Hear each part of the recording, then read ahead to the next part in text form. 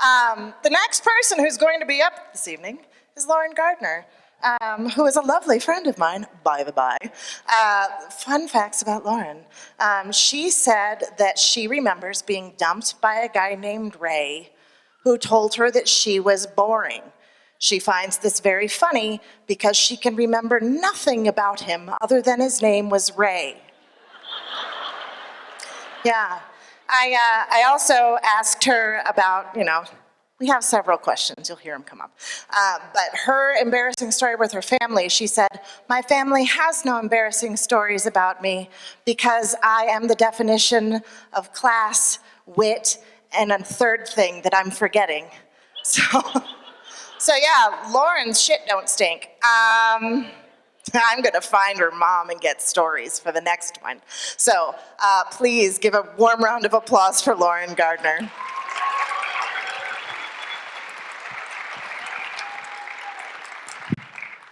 Welcome, my name is Lauren Gardner, and I'm so glad that you're with us tonight. I have 5 minutes to talk to you about how facing your mortality can change the rest of your life. My teenage and young adult years were full of treatment facilities, medications, therapies, and relapse after relapse. I lived and live with eating disorders, anxiety, and depression. I spent my time in trying to recover, and after 10 years, I had a suicide attempt in 2007, which placed me on my deathbed and life support. I had suffered complete kidney and liver failure and was put into a medically induced coma in hopes that I would survive.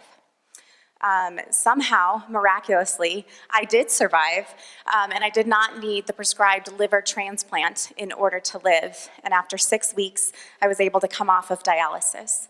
So, jackpot, I'm not dead. Probably what I should have been thinking. However, rebuilding after my attempt looked like entering recovery and admitting myself to treatment. I left and went to an out-of-state facility where I lived for 7 months, learning how to nourish myself, fight for myself, and find my voice. On discharge, the head of nursing gave me a pin that said "Fearless Woman," and she commented, "I've never seen anyone work as hard for your recovery as you have." But I knew treatment was the easy part, so I reminded myself, baby steps. Recovery looks like different things for different people, but for me, it meant getting to live the everyday. Until I had faced my mortality and embraced recovery, it was beyond my capabilities to appreciate the profound gift of being alive, of doing laundry and paying bills. So jackpot, I'm not dead. I get to live the everyday. After a while, living the everyday just wasn't quite enough for me to feel effective, and I realized I wanted to live authentically. That's why I jumped at the opportunity to produce a show about mental illness in Denver. At the point of auditions and rehearsals, I thought I was among many other people who were feeling their way through the nightmare attacks on Pulse nightclub. 49 killed, 53 injured. The largest mass shooting by a single shooter in the history of the United States. I was devastated by this event for 2 reasons. One, I couldn't believe people could be that horrible. And 2, I felt deeply connected to the loss. I had felt a deep responsibility to the larger LGBTQ community and myself, so I began the process of coming out. My friends and family embraced me with shouts of "Congratulations!" And there were several, "Yeah, we know." One friend even made me a hilarious cake and threw me a coming out party, as if I wasn't already feeling deeply supported. I was also slightly sad because there are so many people like me who are not met with this kind of support.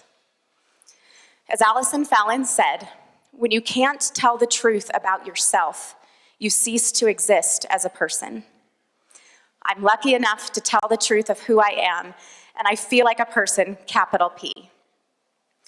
It wasn't about coming out for me, but it is about living a life that is congruent with my values. So, jackpot. I'm not dead. I get to live the everyday. I'm sorry, I get to be authentic. That's what that's supposed to be. Owning my story and doing something with it in this world means getting to live the difference. In the cage of my self-imposed limitations, I realized I held the key. So jackpot, I'm not dead, and neither are you. We do not have to lay on our deathbed in order to use the keys that we hold. Where our deepest, most vulnerable struggle meets the world's greatest needs, that is where we get to live the difference. So, what will you do with your one wild and precious life?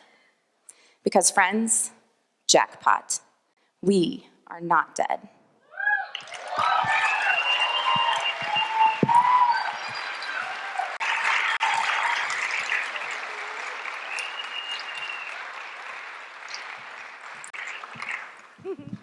Some people come out, and some people come out.